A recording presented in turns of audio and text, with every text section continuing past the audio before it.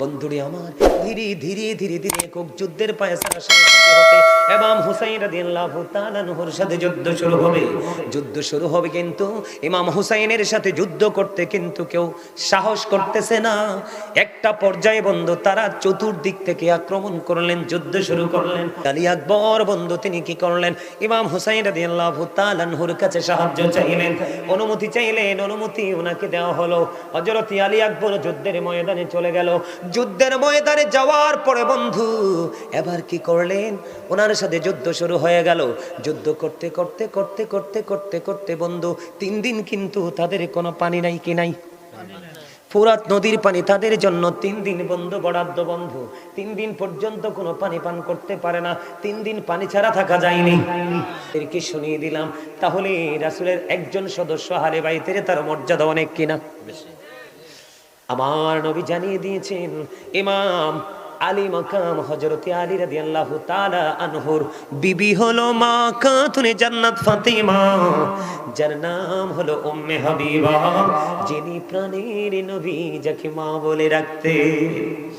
আমি আজকে গ্রামের আমার মা বোনদেরকে ডেকে ডেকে বলবো গো, আমার রাসূল জানিয়ে দিয়েছেন ফাতেমা তো সাইয়্যিদাহু নিসাই আহলিল জান্নাহ। আমার রাসূল জানিয়ে দিয়েছেন mother Fatema is the leader of females in জান্নাহ। আমি আমার মা আমার বোনদেরকে বলবো, নবীর প্রেমিক, নবীর আহলে বাইতের প্রেমিক যারা গো, তোমাদের জন্য নবীজি খবর জানিয়ে গেছেন যে তোমাদের জান্নাতে সরদারিনী হবে মা খাতুনে জান্নাত ফাতেমা। ও বন্ধু এই গ্রামের নামটা কি? হ্যাঁ, এটা কোথায় লেখছেন ঠিকানাটা, স্থানটা কোথায়? হ্যাঁ হ্যাঁ, দারাশাহী তুলপাই।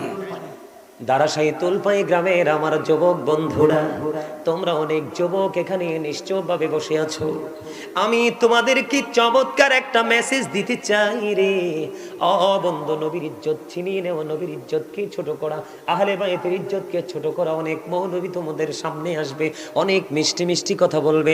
রাসূল বলেছেন তাদের নামাজ দেখলে তোমাদের কাছে মনে হবে তোমাদের নামাজ হচ্ছে না, তাদের রোজা দেখলে তোমরা মনে করবে তোমাদের রোজা তাদের রোজার কাছে কিছুই না।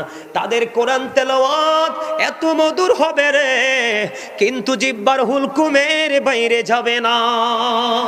বন্ধু রাসূল বলেছেন ইয়াকুম ও ইয়াহুম লা ইউদিল্লুনাকুম ওয়া লা ইফতিনুনাকুম।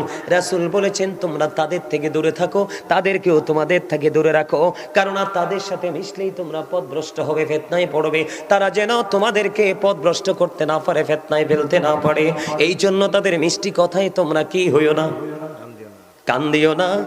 তারা তোমাদের কেমন ভাবে বলবে বন্ধু, আপনাদেরকে বলবো, এক লোককে বলেছেন ওই সমস্ত নবীর দুশমনেরা কয় আপনারে দেখতে হযরত ওমরের মতো লাগে। ওমা নাউজুবিল্লাহ কয় না, ওমরের মতো দেখতে লাগে। পৃথিবীতে এমন কোন মানুষ আসেনি। ওই যে ওদের নবীর দুশমন বন্ধু, ওই লোকটা অনেক পাওয়ারফুল, শক্তিশালী। ওই লোকটার কাঁধে ভর করে সমাজের মধ্যে অপপ্রচার প্রপাগান্ডা ছড়াতে পারবে, কোরআন হাদিস বিদ্বেষ ছড়িয়ে দিতে পারবে। ওই লোক তোমরের কথা বলাতে তিনি খুশি হয়ে গেছেন। এই জন্য বন্ধু তোমাদেরকে বলবো সাবধান হও। ও দারাশাহী তুলপাই গ্রামের আমার যুবক বন্ধুরা, আমার নবী জানিয়ে দিয়েছেন আল হাসান ওয়াল হুসাইন সাইয়্যিদ শাবাবি আহলিল জান্নাহ। আমার রাসূল জানিয়ে দিয়েছেন বন্ধু Imam Hasan and Hussain are the leader of younger people in Jannah. Imam Hasan Hussain জান্নাতে যুবকদের সরদার লিডার হবে। তাহলে ইমাম হুসাইনের পক্ষে থাকার দরকার আছে না নাই? নবীর পক্ষে থাকার দরকার আছে না নাই? বন্ধু তাদের চরিত্র ছিল অপূর্ব সুন্দর। বন্ধু ইমাম হুসাইনের কাছে একদিন এক ভিক্ষুক আসলো। ভিক্ষুক আসার পরে সাহায্যের হাত বাড়িয়ে দিলেন। আসার পরে কিন্তু ওনার কাছে কোনো সাহায্য করার মতো কিছু নেই। তিনি বললেন তুমি অপেক্ষা করো, আমার কাছে যখন সাহায্য আসবে তোমাকে দিয়ে দিব। ভিক্ষুক সাহায্য প্রার্থী, তিনি ইমাম হুসাইনের দরবারে বসে রইলেন। কিছুক্ষণ পরে আমরা যেটা বলে 5 ব্যাগ টাকা, কয় ব্যাগ? হাদিস শরীফের মধ্যে এসেছে 5 থলে দিনার। কত দিনার? তার মানে আমাদের ভাষায় আপনাদের বোঝার জন্য বলবো 5 ব্যাগ টাকা। আসতে দেরি বন্ধু, একটি টাকা রাখলো না, একটা থলে রাখলো না, সবগুলো ওই সাহায্য প্রার্থীকে দিয়ে দেয়। জোরে জোরে বলুন না সুবহানাল্লাহ। বন্ধু তোমরা জানো না ইমাম হাসান হুসাইন কত উদার ছিলেন। দুই ভাই একদিন সফরে বের হলো, হঠাৎ করে বন্ধু নজর দিয়ে দেখলেন দাড়ি পাকে এক মুরব্বী দাদু ভাই অজু করতেছে, কিন্তু দুই ভাই দাদুর অজুর দিকে তাকাইয়া দেখলেন দাদুর অজু তো হয় না। এবার দুই ভাই কি করলেন, সঙ্গে সঙ্গে তারা নামলেন। এক ভাই আরেক ভাইয়ের সাথে বুদ্ধি করে, ভাইজান বুদ্ধি করো না, দাদু তো ভুল করতেছে, দাদুর অজু তো হচ্ছে না, এখন কি করা যায়। ইমাম হাসান হুসাইন দুই ভাই ছিলেন অত্যন্ত বিচক্ষণ। বন্ধুরি আমার, এবারে দুই ভাই দাদুর কাছে চলে গেলেন, গিয়ে দাদুকে সালাম দিলেন, কেমন আছেন, এবং বাড়ি ঘরে সবাই কেমন আছে সদস্য সবাইকে বললেন। বলতে দেরি বন্ধু, বলতে দেরি রে। এবার দাদুকে বলল, দাদু আপনি আমাদের দুই ভাইয়ের দিকে একটু নজর দেন, আমরা দুই ভাই মিলে অজু করব, আপনি বলবেন কার অজুটা বেশি সুন্দর। বন্ধু দুই ভাই মিলে অজু করা শুরু করে দিল, কারণ দাদুর অজুটা শরীয়ত সম্মত হয়নি, রাসূলের দেখানো সিস্টেম পদ্ধতি অনুযায়ী হয়নি। দুই ভাই মিলে বন্ধু অজু করলেন। অজু করতে করতে অজু শেষ হয়ে গেল। দাদুকে প্রশ্ন করা হলো, দাদু গো বলে দাও না কার অজুটা বেশি সুন্দর হয়েছে। এবার ওই বুড়ো দাদু একটা ডাক দিয়ে বলল, দাদু গো কে গো তোমরা, এত সুন্দর মিষ্টি তোমাদের চেহারা, এত নোরানি চেহারা, তোমাদের মুখের ভাষা মনে হয় মধুর চেয়ে। কে গো তোমরা, কি তোমাদের বংশ পরিচয়। দাদু আমরা তোমরা দুই ভাই মিলে অজু করেছ, তোমাদের দুই ভাইয়ের অজু সুন্দর হয়েছে, কিন্তু আমি দাদুর অজুটাই হয়নি। কে রে তোমাদেরকে সুন্দর অজু শিখালো, কে রে সুন্দর অজু শিখালো। এবার তারা পরিচয় দিল, আমরা পৃথিবীর কোনো সাধারণ মানুষ নই, আমরা হলাম আপনার নবী রাহমাতাল লিল আলামিন। ওই কলিজার টুকরা হযরত আলী এবং ফাতেমা, রাসূলের কলিজার টুকরা হাসান হুসাইন দুই ভাই। জোরে জোরে বলুন না সুবহানাল্লাহ। ও যুবকের দল, তাদের চরিত্র যখন তুমি দেখবা রে, তুমি কোনো দিন তুমি নিজেকে ঠিক রাখতে পারবে না। তারাও তো তোমার মতো যুবক ছিল, তুমি কি করতেছো আর তারা কি করে গেছে একটু চিন্তা ভাবনা করতে হবে। কন্টিনিউ তারা তাহাজ্জুদের নামাজ পড়েছে, কোরআন তেলাওয়াত করেছে, জীবনে কোনো দিন মিথ্যার আশ্রয় নেয়নি। জোরে জোরে বলুন না সুবহানাল্লাহ, আরো জোরে বলুন না সুবহানাল্লাহ। বন্ধু তাদেরকে আল্লাহ রাব্বুল আলামিন কত ভালোবাসে রে। হঠাৎ করে একদিন এই গ্রাম্য লোক, বন্ধু এগুলো কিতাব থেকে সংগ্রহ করা বানানো নয়, হঠাৎ করে গ্রাম্য লোক মনে মনে নিয়ত করলেন রাসূলের দরবারে একটা হরিণ উপহার দিব। তখন গ্রাম্য লোকটা যেমন ভাবে নিয়ত করলেন ঠিক তেমনি ভাবে তিনি কি করলেন, হরিণের একটা বাচ্চা ধরলেন, বাচ্চা ধরে রাসূলের দরবারে দিলেন। অত্যন্ত সুন্দর। আপনার হরিণের বাচ্চা দেখছেননি? দেখছেন তো বন্ধু, অত্যন্ত সুন্দর না? অত্যন্ত মিষ্টি, দেখলেই যেন চক্ষু শীতল হয়ে যায়। হরিণের বাচ্চাগুলো এত সুন্দর, বড়গুলো কিন্তু সুন্দর, তবে বাচ্চাগুলো বেশি সুন্দর। নবীজির দরবারে দিতে দেরি, হযরতে হাসান রাদিয়াল্লাহু তাআলা আনহু দেখে ফেললেন। দেখতে দেরি রে নানা, নানা গো সুন্দর হরিণের বাচ্চা তুমি আমাকে দিয়ে দাও। ও বন্ধু রাসূল দিয়ে দিলেন হাসান রাদিয়াল্লাহু তাআলা আনহুকে। এবার হুসাইন রাদিয়াল্লাহু তাআলা আনহু দেখলেন, নানা গো ভাইয়াকে তো কত সুন্দর একটা মিষ্টি হরিণের বাচ্চা দিয়েছো, আমারও এমন সুন্দর বাচ্চা লাগবে। কিন্তু গ্রাম্য লোক হরিণ আনছে কয়টা? হাসান রাদিয়াল্লাহু তাআলা আনহুকে দিয়ে দিল। বন্ধু যখন ইমাম হুসাইন রাদিয়াল্লাহু তাআলা আনহু যখন চাইল রে, নবীজির কাছে চাইতে দেরি, নবীজির সামনের দিকে নজর দিয়ে চায়া দেখে একটা ছোট্ট বাচ্চার একটা বড় হরিণী বিদ্যুৎ গতিতে নবীজির দরবারে আসছে। জোরে জোরে বলুন না সুবহানাল্লাহ। বন্ধু নবীজির দরবারে চলে আসলো হরিণী। হরিণী আসার পরে নবীজির দরবারে বন্ধু হরিণী এসে তার জবান খুলে গেল, জবান খুলে গেল, নবীজিকে সালাম দিলেন, ইয়া রাসূলুল্লাহ, ইয়া হাবিবাল্লাহ, নবী নবী গো, আপনার দরবারে যে হরিণীর বাচ্চাটা দেওয়া হয়েছে, ওই বাচ্চার মা হলাম আমি। আমি মা হয়ে আমার আরেকটা বাচ্চা নিজে দিয়ে গেলাম ইয়া রাসূলুল্লাহ। আমার ওই বাচ্চাটাও আপনার কলিজার টুকরা হুসাইনকে দিয়ে আপনি শীতল করে দেন। জোরে জোরে বলুন না সুবহানাল্লাহ। ও বন্ধু, তাদের পাওয়ার, তাদের মর্যাদা বন্ধু এত বেশি রে, কোনো দিন বলো বন্ধু বলে শেষ করা যাবে না। ইমাম হুসাইন মনে হয় যেন কুল কিনারায় এক সমুদ্র বন্ধু। ইমাম হুসাইনকে নিয়ে লিখতে গেলে লেখক কাঁদে রে। ও বন্ধু, গোটা পৃথিবীর কলমের কালি শেষ হয়ে যাবে, ইমাম হুসাইনকে নিয়ে লেখে শেষ করা যাবে না। ও বন্ধু, এত মধু, এত নিয়ামত। দুই ভাই মিলে হাতের লেখা লিখলেন। কি লিখলেন? হাতের লেখা লিখলেন। নবীজির কাছে গেলেন, নানা গো বলে দাও না কার হাতের লেখাটা বেশি সুন্দর। নবীজি বললেন তোমাদের বাবার কাছে চলে যাও। নবীজি ফয়সালা দিলেন না, এবার চলে গেলেন হযরত আলীর কাছে। বাবা, বাবা গো, দুই ভাই মিলে হাতের লেখা লিখেছি, বলে দাও না কার লেখা বেশি সুন্দর। আলী বললেন বাবা, তোমাদের মায়ের কাছে চলে যাও গো। এবার মা খাতুনে জান্নাত ফাতেমার কাছে চলে গেল। চলে যাইতে দেরি রে।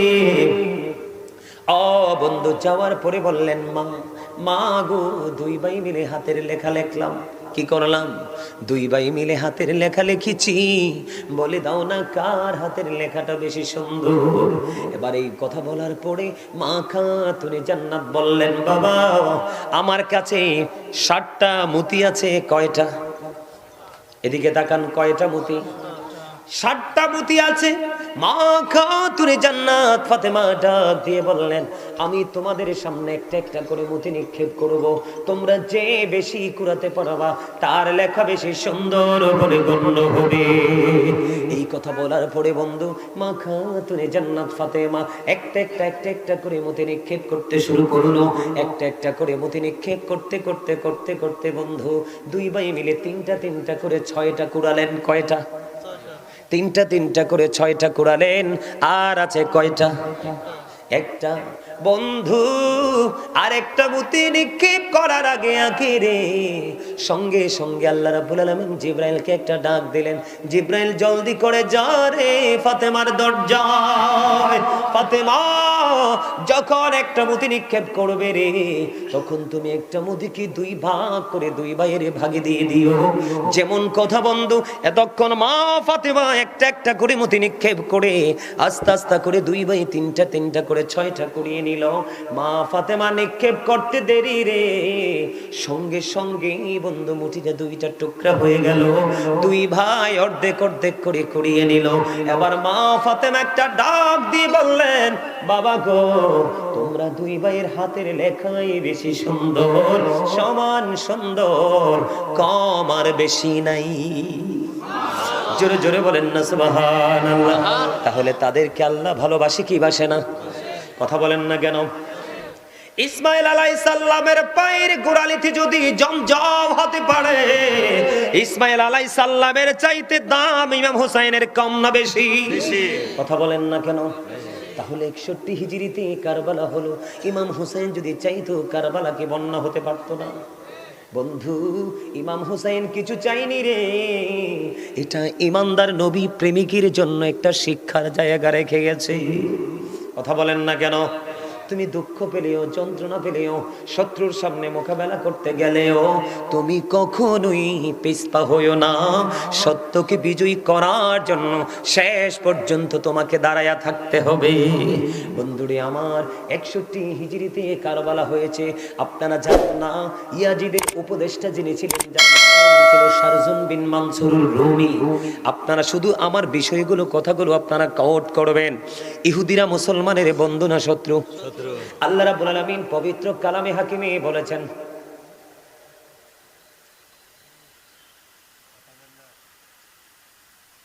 আপনারা তো বুঝিনি না এটা জায়গাটা কি। এই বাগানটা আপনাদের এলাকার ক্ষেত, আঞ্চলিক ভাষায় কইলাম কি ক্ষেত। এই যে জমি, এই যে নোংরা পাতা কোটা কত কিছু পইরা রয়েছে, ওই যেদিকে মোত্তাকের ঝোপ মনে হয়, সবকিছু না তো আমাদের জীবনে এগুলো লাগে তো, এমন তো না যে লাগে না। এটা আপনাদের এলাকার জমি। কিন্তু আজকে এটা জান্নাতের বাগান। আগামী কালকেও যখন আসবেন এখানে আসলে কোনো বেনিফিট নাই। আমি চলে যাওয়ার পরে, মাহফিল শেষ হওয়ার পরে যখন সামিয়ানা খুলে ফেলবে, এরপরে আসলেও বেনিফিট। এটার দাম বাড়ছে কেন জানেন? আল্লাহ রাসূলের প্রেমের বাগান। এখানে আল্লাহ এবং আল্লাহর হাবিবের, আল্লাহর কুদরতি জবান, রাসূলের জবান মোবারকের যেই ভাষা, এগুলো কোরআন হাদিসের মাধ্যমে আমরা জেনেছি। সেই কোরআন হাদিসের কথা আমরা বলবো। এইগুলো বলার কারণে, এগুলো আমাদের সিনায় থাকার কারণে আল্লাহ আমাদেরকেও সাধারণ মানুষের চাইতে দামি বলে ঘোষণা দিয়েছে। কথা কন না কেন? আলেমদেরকে, হক্কানি আলেমদেরকে আল্লাহ নবী রাসূলের বংশধর হিসাবে ঘোষণা দিয়েছে। তো নবী রাসূলের আওলাদের থাকে লগে থাকলে দাম কম না বেশি? আরে মিয়া, শুধু বেশি নি। আল্লাহ রাব্বুল আলামিন বলতেছেন, join with my dear people, come to my paradise. আল্লাহ বলতেছেন, ফাদখুলি ফি ইবাদি ওয়াদখুলি জান্নাতি। আল্লাহ বলছে, আমার প্রিয় লোকেদের সাথে যুক্ত হও আর আমার জান্নাতে। তো জান্নাত চায় না এমন কোন মানুষ আসেনি। আপনারা যদি কথা না বলেন, আপনাদের পিঠে আজকে জান্নাতের বাগান থেকে কিছু তো নিতে পারবেন না। আমাদের সরকারি কর্মকর্তারা সিল মারে না, দেখেন না? কথা কয় না? আরে সিল মারেনি। আপনি সরকারি কোনো কাজ যখন সত্যায়িত করতে যাবেন, সেই অফিসারের হাতের সিল থাকেনি, সিগনেচার থাকেনি, থাকে না? আপনারা যদি আজকে আল্লাহ রাসূলের কথা বলা হচ্ছে, আল্লাহ রাসূলের প্রেমে দুরূদ হবে, জিকির হবে, আপনারা জবান বন্ধ করে রাখবেন। আপনাদের পিঠে দুইটা নেগেটিভ সিল পড়বে, রং দুটো সিল পড়বে। একটা সিল হলো কৃপণতার সিল, আর একটা সিল হলো অহংকারের সিল। আল্লাহ দুটোর একটা জাতকেও দেখতে পারে না। কথা কন না কেন? এই জন্য সাবধান হতে হবে, সচেতন হতে হবে। আমি তো মানে আউট দিকের কথা অল্প কিছু বলেছি, বেশি বলেনি। মহাব্বত করে কথা বলে শুনবেন, আমার কথা শুনেন। আপনাদের মনে আসে না, যার কারণে, যার নানার কারণে কুল কায়নাত সৃষ্টি হলো, সেই নানার কলিজার টুকরাকে ফুরাত নদীর পানি দিল না, অথচ ইহুদি নাসারারা পশু পাখিরা পানি খায়। কিন্তু ইয়াজিদ বাহিনী ইমাম হুসাইনকে একটা ডাক দিয়ে বলল, ইয়া হুসাইন, ওই ফুরাত নদীর দিকে চাইয়া দেখো কেমন ঢেউ খেলছে রে। সবার জন্য পানি বরাদ্দ, কিন্তু তোমাদেরকে পানি বরাদ্দ করব না। জোরে জোরে বলেন না নাউজুবিল্লাহ। বলে, হুজুর সমস্যাটা কোথায়? আমার দিকে তাকান বন্ধু। ইয়াজিদ কিন্তু হিন্দু ছিল না, খ্রিস্টান ছিল না, বৌদ্ধ ছিল না, সে কিন্তু মুসলমান ছিল। কিন্তু সে প্রথম দিকে মুসলমান ছিল। তার বাবার নাম হলো আমির মুয়াবিয়া। সে ছিল সচ্চা একজন রাসূল প্রেমিক। সুবহানাল্লাহ বলেন না কেন? এখন কি আর ইয়াজিদ মুসলমান আসেনি? কিতা হইছে? আরে বেঈমান কাফিরের চাইতেও তো নিকৃষ্ট। ঠিক কিনা বলো?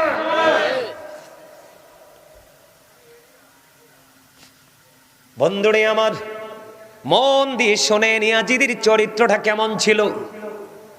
ইয়াজিদের পক্ষের লোক কিন্তু আছে এখন আমাদের দেশে, আছে না নাই? আমি নিজে শুনছি বন্ধু, নামের আগেই পিসাব বলে। হাজার হাজার মানুষের সামনে কারবালার বসে বন্ধু ইমাম হুসাইনকে নিয়ে কোনো প্রশংসা করেনি। আমি নিজের কানে শুনেছি প্রশংসা করতেছে, ইয়াজিদ নাকি কোরআনে হাফেজ ছিল এবং প্রতিদিন নাকি 100 রাকাত নামাজ পড়তো। আরে নাউজুবিল্লাহ বলেন না। আপনি হাফেজ হয়ে লাভ হইব কি? আপনি 100 না 1000 রাকাত নামাজ প্রতিদিন পড়লে লাভ হইব কি? আপনার তো ইমানে নাই। কথা বলেন না কেন? আপনি কোরআন তেলাওয়াত করলে লাভ হবে কি? একটু আগে আমি একটা হাদিস শরীফ শোনাইছি না? এত ভদ্র থাকবে কিন্তু তার ঈমান থাকবে না। তার কণ্ঠের কোরআনের মধুর বাণী আপনি মুগ্ধ হয়ে যাবেন। রাসূল বলেছেন তার সিনায় নাই কোরআন, শুধু জিহ্বার বাইরে, জিহ্বার এরিয়াটার মধ্যে। জোরে জোরে কন্না নাউজুবিল্লাহ। বন্ধুরে আমার, আগে আমি কোরআনের 2টা আয়াত আপনাদেরকে শোনাবো শুধু বেঈমান সম্পর্কে। আল্লাহ রাব্বুল আলামিন পবিত্র কালামে হাকিমের মধ্যে বলেছে, ইন্নাল কাফিরিনা কানু লাকুম আদুওয়াম মুবিনা। আল্লাহ রাব্বুল আলামিন বলেছেন, the heretics are the eternal enemy of the believers. ঈমানদারদের প্রকাশ্য শত্রু হলো বন্ধু বেঈমানেরা। নাউজুবিল্লাহ কইতেন না? এখন বেঈমান সম্পর্কে আল্লাহ আরো বলেছেন, উইদ্দাত লিল কাফিরিন, তাদের আরেক নাম হলো তারা কাফের। আল্লাহ কাফেরদের জন্য বরাদ্দ করে রেখেছে, অনন্তকাল তারা থাকবে জাহান্নামে, যে বর্ণনা দিয়ে শেষ করা যাবে না। ও বন্ধু, এইরকম একজন লোক ছিল ইয়াজিদের উপদেষ্টা, যার নাম ছিল বন্ধু শারজুন বিন মানসুরুর রুমি, যিনি ছিলেন একজন ইহুদি। আপনারা এখন দেখেন ইসরায়েল আর ফিলিস্তিনের দিকে নজর দিয়ে দেখেন বন্ধু, কোন কুকুর কেমনে কামড়ায় না, ঠিক কিনা বলেন? কোন কুকুর এমনি ভাবে আর একটা কুকুরের সামনে থেকে খাবার ছিনিয়ে নেয় না, যেমন ভাবে বন্ধু ফিলিস্তিনের নারী এবং ছোট ছোট অবলা শিশুদের উপর নির্যাতন চালিয়ে চালিয়ে বন্ধু তাদেরকে মেরে ফেলছে। কিন্তু ইহুদিরা জানে না, আমার মাওলার শক্তি হলো বড় শক্তি। যেদিন আল্লাহ বলবে কোন, ফিনিশ হয়ে যাও, ফায়াকুন, সঙ্গে সঙ্গে হয়ে যাবে। তার কারণ হলো আল্লাহু খায়রুল মাকিরিন। শ্রেষ্ঠ ক্ষমতার মালিককে আল্লাহ, শ্রেষ্ঠ কৌশলের মালিককে আল্লাহ। আল্লাহ ছাড় দেয়, ছেড়ে দেয় না। ঠিক তেমনি ভাবে ওই ইয়াজিদ বাহিনীকে যিনি উপদেশ দিয়েছিলেন, আজকে বন্ধু লজ্জা লাগলো, আরবের একটা কান্ট্রিতে দেখলাম বাংলাদেশের নরেন্দ্র মোদি, ভারতের নরেন্দ্র মোদি, সেই বিশাল আরব কান্ট্রিতে বিশাল বন্ধু মন্দির উদ্বোধন করছে। দেখবেন আপনারা ইন্টারন্যাশনাল মিডিয়াগুলোতে বন্ধু এসেছে। ইহুদিরা কিন্তু চক্রান্ত করছে মুসলমানকে কি করার জন্য? গায়েল করার জন্য। মুসলমানের সংখ্যা কিন্তু আগের তুলনায় অনেক বেড়ে গেছে বন্ধু, কথা বলেন না কেন? এটা কিন্তু আমাদের জন্য বিশাল বিজয়ের এক সম্ভাবনা। এখন দেখবেন টিভি খুললে বিভিন্ন ইউরোপ কান্ট্রিতে বন্ধু, বিভিন্ন ইউরোপ কান্ট্রিতে উন্নত দেশগুলোর মধ্যে মেয়েদেরকে, মহিলাদেরকে বন্ধু প্রণোদনা দিচ্ছে। তুমি যদি এতটা বাচ্চা প্রসব করতে পারো, একটা বাচ্চা প্রসব করলে রাষ্ট্রীয় সুবিধাগুলো ভোগ করবা।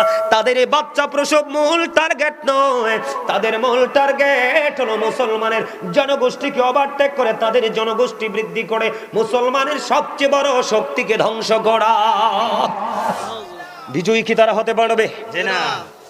আপনাদেরকে বলি বন্ধুরে আমার 557 সনের খবর এখান থেকে আবার শুরু করব।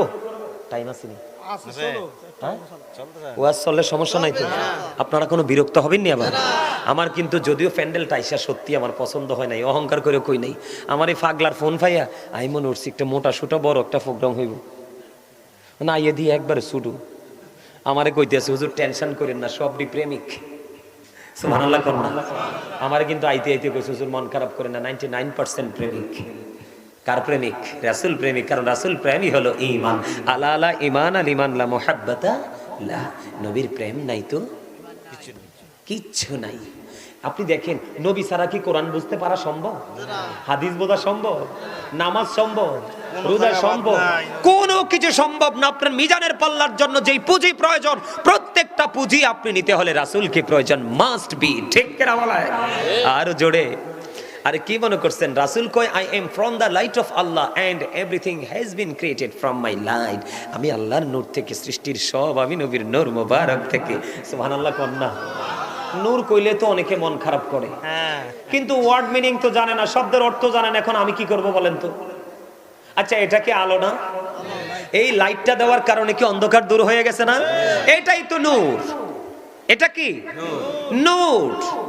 শব্দটা চেঞ্জ, ওয়ার্ডটা চেঞ্জ। বাংলাতে বলতে হবে আলো, আরবিতে বলতে হবে নূর, ইংলিশে বলতে হবে লাইট। নবী আসার কারণে পৃথিবীকে অন্ধকার হয়েছে না আলো হয়েছে? আরো জোরে। তো এটা নূর না? তো আপনার মন খারাপ করেন কেন? বোঝার সমস্যা না? বন্ধু আমার দিকে তাকান, ইহুদিদের চক্রান্তের কথা বলছে। আপনারা মদিনায় গেছেননি?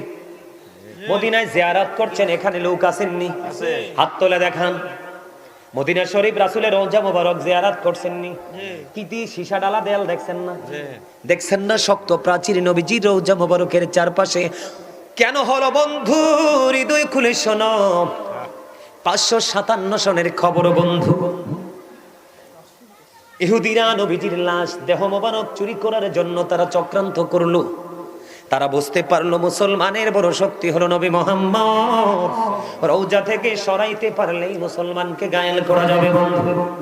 এই তিনজন ইহুদি ছদ্মবেশে বন্ধু নবীজির রওজার পাশে আস্তানা গাড়লো। দিনের বেলা তারা ঘর থেকে বের হতো না। কি হতো না? দিনের বেলা তাদের এই তাবু থেকে তারা বের হতো না। রাত্র যখন হতো তারা তাবু থেকে বন্ধু বের হয়ে যেত। হঠাৎ করে করে তারা বন্ধু রাতের বেলা মাটি খনন করতে শুরু করলো। মাটি খনন করে, দিনে কিন্তু করে না, বুঝে নেবেন, দিনে করে না। ইহুদি মুসলমানের কত বড় দুশমন দেখেন। দিনের বেলা তারা মাটি খনন করে না, রাতের বেলা মাটি খনন করে করে বস্তা বড় বড় জান্নাতুল বাকিতে নিয়ে বন্ধু মাটিগুলো তারা ফালাইতো। তৎকালীন সময়ে সুলতান নুরউদ্দিন জঙ্গির ঘরে নবী গেজে হাজির। নবীজি সুলতান নুরউদ্দিন জঙ্গির গড়ে গিয়ে হাজির। সুলতান, ষড়যন্ত্র চলছে রে, মানুষের ছবিগুলো পর্যন্ত নবী দেখিয়ে দিলেন। সুলতান নুরউদ্দিন জঙ্গি প্রথম দিন বন্ধু পুরোটা তিনি কি করতে পারলেন না, আইডেন্টিফাই করতে পারলেন না। দ্বিতীয় রজনীতে আবার যখন নবীজি স্বপ্ন যুগে তার ঘরে হাজির হলো, যে দুশমনগুলো তাদের ছবি পর্যন্ত দেখিয়ে দিল। সুলতান নুরউদ্দিন জঙ্গি সেই ইরাকেই তো, ইরাক থেকে বন্ধু রওনা দিলেন। হাঁটতে হাঁটতে হাঁটতে হাঁটতে হাঁটতে হাঁটতে বন্ধু দীর্ঘ সময় নিয়ে তিনি মদিনায় চলে আসলো। মদিনায় চলে এসে তিনি এলান করে দিলেন সকল মদিনাবাসীকে তিনি পুরস্কার দিবে। সুবহানাল্লাহ কইতেন না? আরো জোরে কর না সুবহানাল্লাহ। আপনাদের সামনের খালি জায়গাগুলো আমার সামনের দিকে এসে ফিল আপ করে বসেন তো। আসেন, যারা আলোচনা শুনবেন আর কি, তারা সবাই আমার সামনে আসেন। আপনারা যখন সবাই সামনে বসবেন তখনই কিন্তু কথাগুলো যখন ছোট করে বলবেন মজা হবে। আসেন, যাদের আলোচনা শোনার ইচ্ছা আছে শেষ পর্যন্ত, আর যাদের ইচ্ছা নাই এই সুযোগে যাইতে পারেন। কি ঠিক কথা কইছি না? একটু লাড়াচাড়া পড়ছে না কি? এই সুযোগে যাইলে ভালো না, তখন এমনি সবাই বয়ে থাকবো, আপনি উঠে যাইবেন, তাইলে একটু সমস্যা তো। আমার দিকে আসেন বন্ধু, মজা করে শোনেন। দুশমন ইহুদিদেরকে আমার আল্লাহ কেমন করে ঘায়েল করেন। এবার চলে গেল, চলে আসলো মদিনায়। মদিনায় এসে বন্ধু এলান করে দিলেন মদিনার প্রত্যেকটা নাগরিককে কি করবে, তিনি পুরস্কার দিবে। যিনি পুরস্কার বিতরণ করবেন তিনি হলেন সুলতান নুরউদ্দিন জঙ্গি। বন্ধু অর্ডার পেয়ে তিনি পুরস্কার বিতরণ শুরু করে দিলেন। একটা একটা একটা একটা করে বন্ধু সবাইকে পুরস্কার দিয়ে দিল সুলতান নুরউদ্দিন জঙ্গি। ওই যে গভীর রজনী প্রাণের নবী স্বপ্ন যোগে বন্ধু ওই যে দুশমনগুলোর চেহারা দেখালেন, ওই মানুষগুলোকে সুলতান নুরউদ্দিন জঙ্গি পাইলেন না। আপনার এলাকায় নবীর প্রেমিক আছে না নাই? এখন যদি গাজী সুলাইমানকে কেউ কিছু বলে, আপনারা যারা প্রেমিক তারা ছাড়বনি? ছাড়বে না। তার কারণ হলো এই কারণে, সেই কিন্তু মূলত গাজী সুলাইমানকে ভালোবাসা না, তার ভালোবাসা হলো গাজী সুলাইমানের হৃদয় ভরা নবীর প্রেম। নবীর প্রেমিক কখনোই ইজ্জতহানি হতে পারে না, ঠিক কিনা বলেন? এবার বন্ধু সুলতান নুরউদ্দিন জঙ্গি প্রশ্ন করলেন, আর কি কোন লোক পুরস্কার থেকে দূরে আছে কিনা? আমার পুরস্কার পাইনি এমন কোন লোক আসেনি? কই হুজুর আছে গো। কয় কোথায় রে? কয় তারা হলো অত্যন্ত ভদ্র মানুষ। নাউজুবিল্লাহ কন্যা। কেমন শয়তান দেখেন। কয় তারা অত্যন্ত জেন্টেল ভিআইপি পারসন। কয় কেমন ভিআইপি? কয় তারা দিনের বেলা বের হয় না, তারা সারা দিন আল্লাহর ইবাদতে থাকে। কয় ইবাদত হইল নবীর রওজা থেকে নবীজিকে সরানো। জোরে জোরে কন্যা নাউজুবিল্লাহ। সুলতান নুরউদ্দিন জঙ্গি কিছু বললেন না। কই তোমরা সবাই আমার সঙ্গে চলো, ওই লোকগুলোকে আজকে পুরস্কার দিতে হবে। যখন বলেছেন নবীজির রওজার কাছে ওরা অবস্থান করতেছে, সুলতান নুরউদ্দিন জঙ্গি বললেন আমার বসতে আর বাকি রইল না, ওইগুলোই হলো আমার নবীর কাজ। এবার সুলতান নুরউদ্দিন জঙ্গি বন্ধু চলে গেলেন। যাইতে যাইতে যাইতে যাইতে যাইতে যাইতে আবার বললেন তোমরা কে গো, ভিতরে এসো, বের হয়ে আসো। বের হয়ে আসলেন অত্যন্ত ছদ্মবেশে, সাধু লোকের বেশে, ফরেজগারের বেশে বন্ধু বের হয়ে আসলো। বের হয়ে আসার পরে বললেন তোমাদের বিছানাটা সরাও, আমাদের দেশে অনেক মৌলবী আছে কই নবী বলে কিচ্ছু জানে না। এখন এখান থেকে কি বোঝা যায়, নবীজির কাছে সব খবর আছে না নাই? আছে। নবীজি মদিনায়, সুলতান নুরউদ্দিন জঙ্গি বন্ধু কোথায়? নবীজি কেমন করে চলে গেলেন সুলতান নুরউদ্দিন জঙ্গির ঘরে। নবীজির এই পাওয়ার আছে না নাই? পাওয়ারটা দিছে কে? বন্ধু শাহজালাল মুজাররাদিয়া মনি যদি সিলেটের সুরমা নদী যায় নামাজ বিছিয়ে পার হতে পারে আল্লাহর ওলি হইয়া, তাহলে যিনি নবীদের নবী এই ইমামুল মুরসালিন, ওনার কাছে তো সর্বোচ্চ পাওয়ার দিয়ে আমার আল্লাহ পাঠাইছে, ঠিক কিনা বলেন? এবার বন্ধু কি করলেন, কয় তোমাদের বিছানাটা সরাও, বিছানাটা সরালেন। সরানোর পরে দেখলেন বন্ধু তৎকালীন সময় কিন্তু আমার সাথে আলেমরা আছে, আমার চাইতে যোগ্য এবং দক্ষ আমি সবাইকে মনে করি, আমি নিজেকে কখনোই বড় মনে করি না, মানুষ ভালোবেসে দাওয়াত দিয়ে আসি বন্ধু। আমার চাইতে যোগ্য দক্ষ আপনাদের মাঝে আর থাকতে পারেন, আছেন বন্ধুরি আমার। তৎকালীন সময়ে কিন্তু তক্তা ব্যবহার করা হতো, কি? এখন দেখলেন কাঠ, মোটা মোটা কাঠের তক্তা বন্ধু। তখন বললেন তক্তাগুলো সরাও। তক্তা সরাইয়া দেখে রে, আজকে রাত্রটা যদি সুযোগ পাইতো নবীজিকে তখনই রওজা মোবারক থেকে আজকে বন্ধু সরিয়ে ফেলতে পারতো। কিন্তু আল্লাহর প্রিয় হাবিব, যার নাম আল্লাহ নিজে রেখেছেন হাবিবুল্লাহ, আল্লাহ যেখানে রাসূলকে সেখানেই তিনি রেখেছেন, এমন হাবিবের সাথে বেয়াদবি আল্লাহ সহ্য করবে না। ওই যে বলেছি আল্লাহ সময় মতো বলবে কোন ফায়াকুন, সাথে সাথে ফিনিশ। এবার বন্ধু রাতের বেলা মাটিগুলো খনন করে জান্নাতুল বাকিতে নিয়ে ফালাইতো। এই বন্ধু দৃশ্য দেখতে দেরি রে, ও বন্ধু সঙ্গে সঙ্গে কি করলেন, ওই ইহুদিদেরকে বন্ধু তাৎক্ষণিকভাবে বেঁধে দিবালোকে নবীজির রওজার পাশে তাদেরকে দিনের বেলা আগুন লাগিয়ে পুড়িয়ে ছাই করে দিল। জোরে জোরে বলেন আলহামদুলিল্লাহ।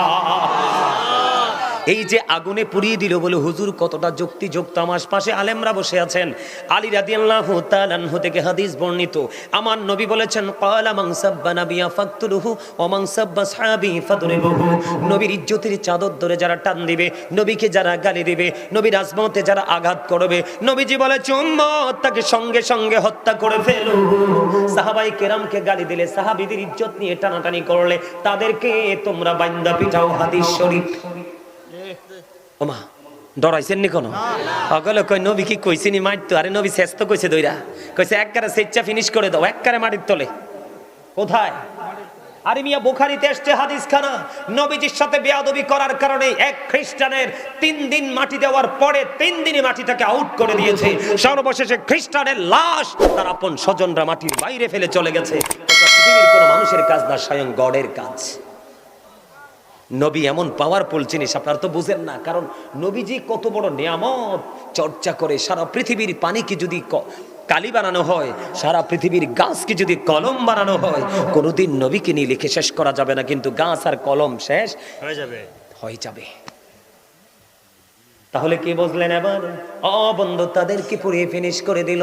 ফিনিশ করতে দেরি, নবীজির কদমে পড়ে সুলতান, কান্দে নবী গো, ও প্রাণের নবী গো, আমার যদি কোনো গোস্তাকি বা বেয়াদবি হয়ে থাকে গো নবী আমাকে ক্ষমা করে দিয়েন।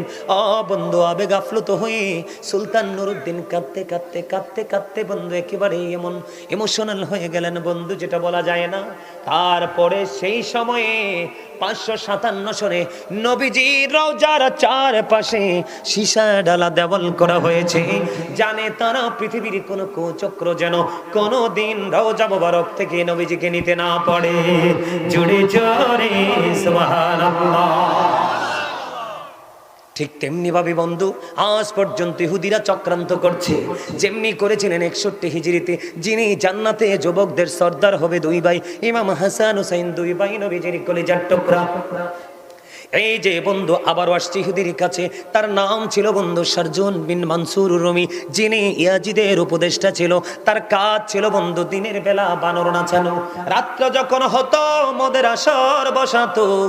অসৎ নারী কিন্তু যুগে যুগে ছিল, কথা কন না কেন? তারা শুধু বেগানা পুরুষ খুঁজতো, কিছু নষ্ট পুরুষ আছে, তারাও কিন্তু নষ্ট কিছু নারী খুঁজতো। ঠিক বন্ধু ইয়াজিদের উপদেষ্টা শারজুন বিন মানসুর রুমি, এই জন্য বলি ইয়াজিদ ইজ ক্যারেক্টারলেস। কথা বলেন না কেন? ইয়াজিদ হলো 100% চরিত্রহীন। রাত্র যখন হতো মদের আসর বসানো হতো, অসৎ নারীদেরকে নিয়ে নাচানাচি যা করার তাই করতো। জোরে জোরে বলেন না নাউজুবিল্লাহ, আর জোরে বলেন না নাউজুবিল্লাহ। তবে ইয়াজিদের কৌশল কিন্তু এখনো পৃথিবীতে কিছু লোক ব্যবহার করতেছে। ইয়াজিদ কিন্তু প্রকাশ্যে কিন্তু মসজিদ ভাঙ্গে নাই, প্রকাশ্যে কোনোদিন মাদ্রাসা ভাঙ্গে নাই, কোনোদিন সে প্রকাশ্যে কোরআনের উপর আঘাত করে নাই। তার ইয়াজিদিয়াত হলো মুখে হলো ইসলামের কথা, আর অন্তর থেকে ইসলামকে ধ্বংস করার পায় তারাই হলো ইয়াজিদিয়া। ঠিক কিনা বলেন? বন্ধুরে আমার, এমন করে করে বন্ধু ইয়াজিদ আস্তে আস্তে করে ইয়াজিদকে গায়েল করলেন, পৃথিবীর লোভ লালসা দেখালেন। 61 হিজরিতে বন্ধু কারবালাটা হলো। 63 হিজরিতে বন্ধু 3 দিন ইয়াজিদ বাহিনী কি করেছে? মসজিদে নববীর মধ্যে আজান দিতে দেয়নি। মসজিদে নববীর মধ্যে বন্ধু ঘোড়া রাস্তা বল বানিয়েছে, আজান দিতে দেয়নি, নামাজ পড়তে দেয়নি। যেই মসজিদে নববীতে নামাজ পড়লে 50,000 রাকাতের সওয়াব। জোরে জোরে কন্যা সুবহানাল্লাহ। বন্ধু তোমরা জানো না, এই 63 হিজরিতে ইয়াজিদ বাহিনীর তাণ্ডবে ওই তৎকালীন সময়ে 1000-এরও বেশি নারী রে ইয়াজিদ বাহিনীর তাণ্ডবে অবৈধ সন্তান প্রসব করেছে। জোরে জোরে বলেন না নাউজুবিল্লাহ।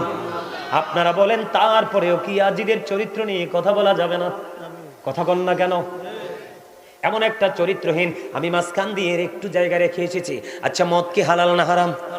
আল্লাহর কোরআনে আল্লাহ রাব্বুল আলামিন বলেছেন, ইন্নামাল খামরু ওয়াল মাইসিরু ওয়াল আনসাবু ওয়াল আজলামু রিজসুম মিন আমালিশ শাইতান।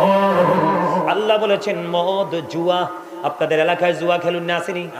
জুয়া খেলতে খেলতে বিবির শাড়ি পর্যন্ত বন্ধক দেয়, শেষ পর্যন্ত বিবি পর্যন্ত বন্ধক দিতে বাধ্য হয়। তার কারণ হলো তার মস্তিষ্কটা বিকৃত হয়ে যায়। আল্লাহ বলেছেন, বন্ধু মদ, জুয়া, মূর্তি। আমাদের দেশে মূর্তি আছে না নাই? মূর্তির পিছনে মুসলমানের বাচ্চা দৌড়ায় কি দৌড়ায় না? এ বন্ধু, মদ, জুয়া, মূর্তি, ভাগ্য গণনা করা, রাশি গণনা করা, এগুলো ঘৃণ বস্তু, শয়তানের কাজ। জোরে জোরে কন্যা নাউজুবিল্লাহ। এটা আমার কথা না, আল্লাহর কথা। কেউ রাগ হইলে কিছু করার আসেনি? হ্যাঁ, আল্লাহ কয় অকুলু কাউলান সাদীদা। আল্লাহ বলতেছে, সে দা রাইট থিং, সত্য কথা বলো, সঠিক কথা বলো। কেন? কারণ আমার নবী ছিলেন শ্রেষ্ঠ সত্যবাদী। হি ওয়াজ ভেরি ট্রুথফুল। জোরে জোরে বলেন আল্লাহু আকবার। বন্ধু, ইয়াজিদের চরিত্রের মধ্যে এমন কোন নোংরা কাজ নাই রে, বাদ আছে। নারীদের কিনে নষ্টামি করা থেকে দূরে, মদ খাওয়া থেকে দূরে, নোংরা কাজ থেকে খুন করা। দেখবেন আমাদের সুন্নি জামাতের আলেমদের উপর আঘাত বেশি আসে। কথা কয় না কেন? এগুলো করে কে?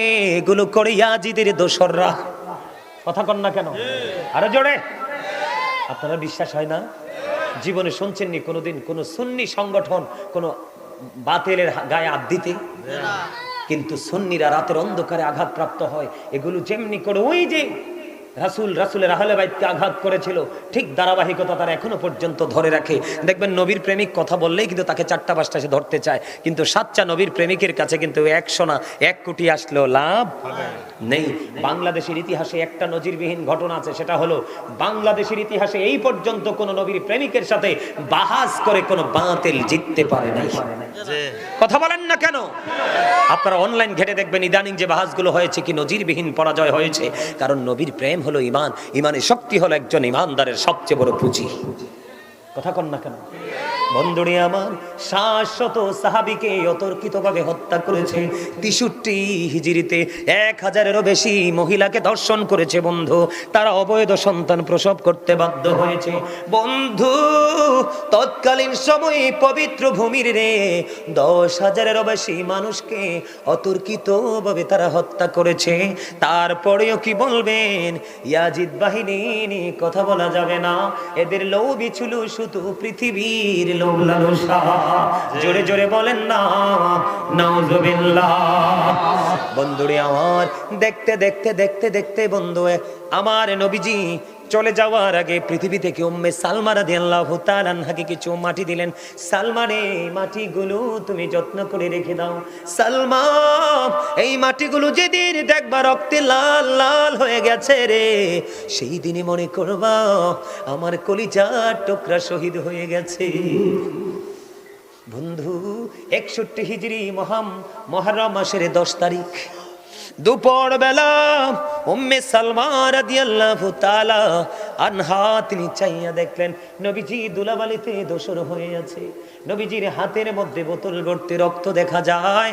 ও বন্ধু, ওই যে নবীজি মাটিগুলো দিয়েছিলেন সংরক্ষণ করে রেখেছে, সংরক্ষণ করে মাটিগুলো চাইয়া দেখলেন তাজা রক্তে লাল হয়ে গেছে। জোরে জোরে বলুন না আল্লাহু আকবার। বন্ধু, মানা যায় না রে। ইমাম হুসাইন রাদিয়াল্লাহু তাআলা আনহুর দুঃখ কষ্ট সহ্য করা যায় না। ও বন্ধু, ইমাম হুসাইন রাদিয়াল্লাহু তাআলা আনহুকে যিনি কুফা পর্যন্ত ইয়াজিদের প্রতিনিধি, ইয়াজিদের পক্ষ থেকে যিনি কুফা পর্যন্ত নিয়েছিলেন হত্যা শহীদ করার জন্য, তার নাম ছিল বন্ধু হুর। আমি কিন্তু মর্মান্তিক জায়গায় চলে যাচ্ছি। হুর তিনি যুদ্ধ শুরু হওয়ার আগে তিনি ইমাম হুসাইনকে ডাক দিয়ে বললেন, ওগো আলী মুকাম, আমি আপনাকে আজকে কুফা পর্যন্ত এগিয়ে নিয়ে এসেছি, আপনাকে দুশমনদের সামনে তুলে ধরেছি। আমি এক বুঝতে পেরেছি, আমার একদিকে জান্নাত আর একদিকে আমার জন্য অবস্থান করছে জাহান্নাম। আমি আজকে জান্নাত আমার জন্য বাছাই করে নিলাম। যিনি ইয়াজিদের পক্ষে সবচেয়ে বড় বীর, তার নাম হলো হুর, যিনি কুফা পর্যন্ত নিয়ে গেছেন, যুদ্ধক্ষেত্র পর্যন্ত। আলী মুকাম গো, এখন যদি আমি আপনার কাছে আল্লাহর কাছে তওবা করে ক্ষমা চাই, আহলে বাইতের প্রেমে পড়ে, তাহলে আল্লাহ রাব্বুল আলামিন আমাকে ক্ষমা করবে কিনা? এবার ইমাম হুসাইন রাদিয়াল্লাহু তাআলা আনহু বললেন, সত্যি যদি ক্ষমা চাও আল্লাহ ক্ষমা করে দিবে। বন্ধু, তিনি তওবা করলেন, হুসাইনের পক্ষে শহীদ হয়ে গেলেন। ইমাম হুসাইন বললেন, তুমি আমার কাছে আসো। এবার বললেন, আলী মুকাম, ও রাসূলের কলিজার টুকরা, আমি আপনার পক্ষে সর্বপ্রথম শাহাদাতের সোদা পান করব। আপনার জন্য সর্বপ্রথম আমি শিশাডালা দেয়াল হয়ে যাব। আমি আপনার কদমে জীবিত ফিরব না, শহীদ হয়ে আমি আপনার কদমে আসব। আহলে বাইতের প্রেমে সর্বশেষ মুহূর্ত, একেবারে যুদ্ধ শুরু, তার পূর্বক্ষণে কি হয়ে গেলেন? জান্নাতি হয়ে গেলেন। বন্ধু, ধীরে ধীরে ধীরে ধীরে একক যুদ্ধ শুরু। হযরত আলী আকবর বন্ধু তিনি কি করলেন?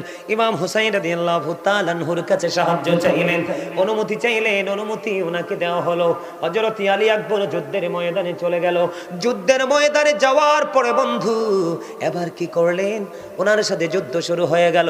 যুদ্ধ করতে করতে করতে করতে করতে করতে বন্ধু 3 দিন কিন্তু তাদের কোনো পানি নাই, কি নাই? ফুরাত নদীর পানি তাদের জন্য 3 দিন বন্ধু বরাদ্দ। বন্ধু 3 দিন পর্যন্ত কোনো পানি পান করতে পারে না। 3 দিন পানি ছাড়া থাকা যায়নি বন্ধু। অনেক আশেপাশে অনেক ডাইনি ভাবে অনেক কথা আছে রে, শুধু নির্মমতাটা শুধু আপনাদেরকে বলছি। আলী আকবর গেলেন, যুদ্ধ করতে করতে দৌড়ে চলে আসলেন। আইসা ইমাম হুসাইন রাদিয়াল্লাহু তাআলা আনহুকে একটা ডাক দিলেন।